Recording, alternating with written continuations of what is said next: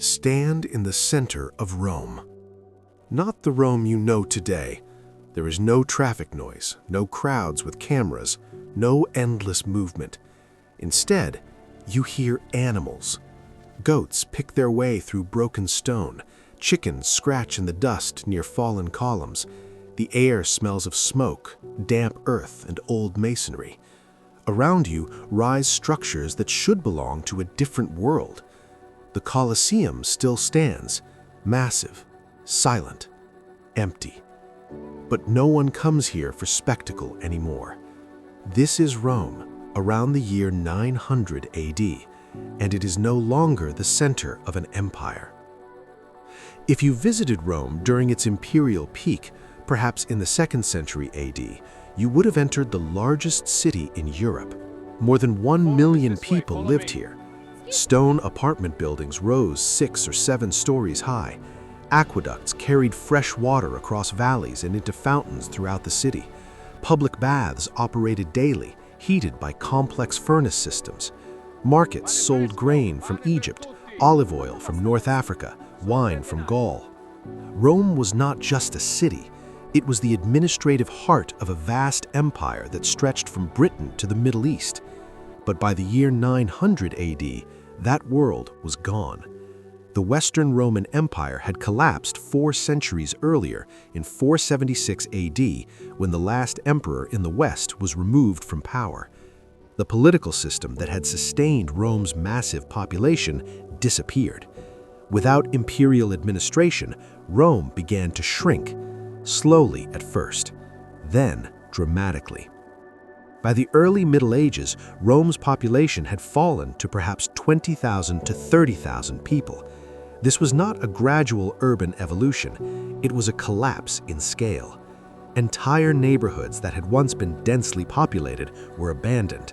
Buildings fell into disrepair, roofs collapsed, wooden beams rotted away, earth and debris accumulated in the streets. The city did not disappear, but it became fragmented. People concentrated in smaller areas, especially near the Tiber River and around important churches. Large parts of the ancient city were no longer actively maintained. If you walked through Rome in 900 AD, you would see ruins everywhere, not as archaeological monuments, but as part of daily life. The Colosseum still dominated the landscape. Built in the 1st century AD, it had once held more than 50,000 spectators. Now it had a different role. Parts of it were used for shelter. Other sections were quarried for stone. Its massive blocks of travertine could be reused in new construction elsewhere in the city. To medieval residents, the Colosseum was not a symbol of entertainment. It was a source of building material. The same was true of many ancient structures.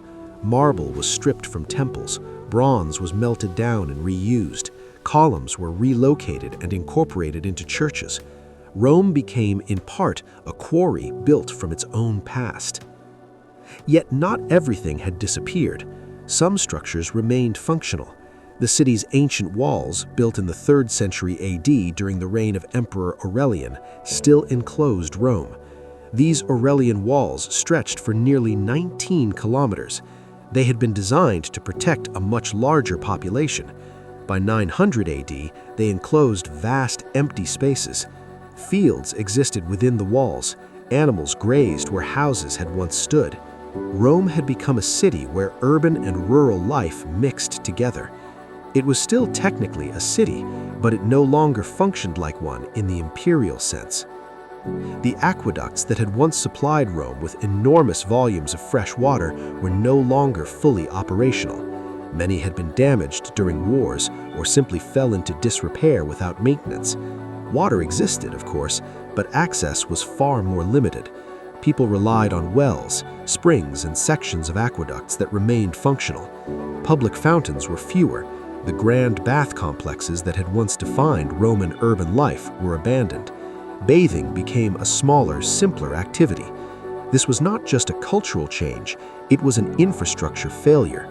Rome's scale depended on systems that required constant upkeep. Without imperial resources, those systems could not be sustained. Politically, Rome still held importance, but not in the way it once had. The emperors were gone. The Senate, which had once governed Roman affairs, no longer held real power. Instead, Rome's most important institution was the Church. The Bishop of Rome, the Pope, had become the central authority in the city. Churches replaced imperial buildings as the focal points of public life. Pilgrims traveled to Rome to visit the tombs of saints, especially St. Peter. These religious travelers brought economic activity. They helped sustain the city. Rome had transformed from an imperial capital into a religious center. Its importance had not disappeared, but it had changed fundamentally. Daily life in Rome around 900 AD was quieter, slower, and more localized than in imperial times. Most people lived modestly. Homes were smaller. Many were constructed using materials taken from older buildings. Streets were narrower in practice, even if the ancient road grid still existed beneath layers of debris. Trade still occurred, markets still operated, but the volume of goods was far smaller. Rome was no longer the receiving point for grain shipments that fed an empire.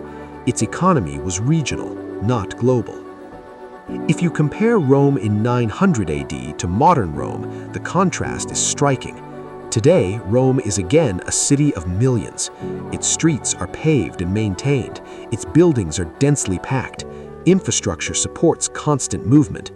But in 900 AD, Rome was a city living among the remains of its former self. Ancient monuments were not preserved for tourism. They were simply part of the environment. The past was not separate. It was everywhere, visible in broken arches, in reused stone, in structures that no longer served their original purpose. This transformation did not happen overnight. It was the result of centuries of political fragmentation, economic contraction, and administrative collapse. When imperial authority disappeared in the West, cities like Rome lost the systems that had sustained large populations. Trade networks shrank, public works declined, urban life became smaller in scale. Rome did not fall in a single moment. It contracted, adapted, survived. Yet Rome never became completely abandoned. Its religious significance ensured continuous inhabitation.